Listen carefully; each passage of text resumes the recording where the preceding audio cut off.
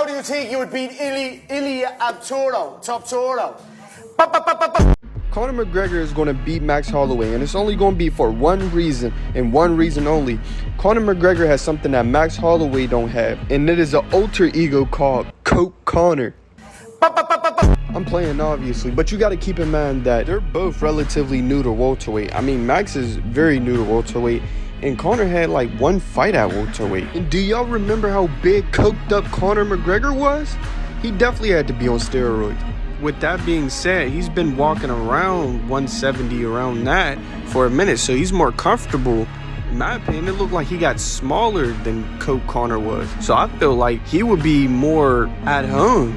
Curious to see how Max Holloway maneuvers through welterweight. It might be a similar situation like Alex Pereira going up to heavyweight, because there was a night and day difference with Alex Pereira's speed going up against Cyril Gane. Let's be real.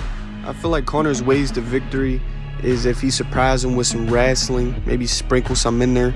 Maybe if he targets that lead leg because Max Holloway is heavy on it. I feel like if his kicks are still good, it would be enough to keep Max at distance instead of Conor challenging him in the pocket. But Max is also good at closing that space with his wingspan. But this is where I would expect Conor's head movement to come into play, because he's really good at striking in and out. But again, I do understand what people are saying about the 5 years. Maybe that don't make no difference. And I get throughout them 5 years, he was heavily on that,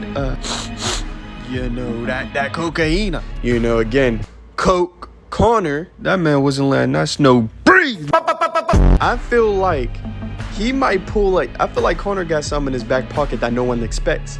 What if he brings out grappling? Now, I'm not saying he's going to change his whole moveset, but what if he brings grappling to it? Like, did anybody think about that?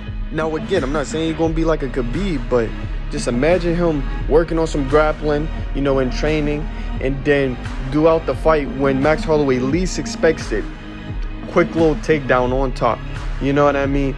Somehow gets him into a guillotine or, a submission. Max is most likely going to walk into the fight expecting a brawl because, Conor, he's a striker, a premier striker. So if he throw in some takedowns, that might get Max Holloway surprised, get him a little scared of the takedown threat. Even though if he takes him down, he might not have him down for long. But just to know that that's there, it just might set up an opening for that overhand left or a hook left, you know what I mean? Because he loves his left. The only way I see Conor McGregor winning this is if he tries something different. He cannot play Max's game. He's going to have to bring something out the woodworks that surprises Max, which again, I think that's when the grappling comes in. And if Conor's leg is all the way healed, attack that lead. Maybe juke, dodge into the pocket and throw some punches in the clinch. And I feel like a lot of his attacks should be body shots. It'll take away his stamina and open up his face right into that signature left. But I do got my money on Conor McGregor being able to score and win this upset. You imagine all the banger fights you could put up against Conor McGregor. Conor versus Ilia, Conor versus Justin Gaethje, Conor versus Paddy Pimblett. Hell, he's in welterweight. Conor McGregor, he could fight Ian Gary, They're both island versus island, that might slap. I really wanted to say Nate, but he's not in the UFC, so what if he calls out Dustin Poirier? It's gonna be bad, man. But put what y'all think in the comment section below. Also put who y'all think would be the best matchup for Conor McGregor.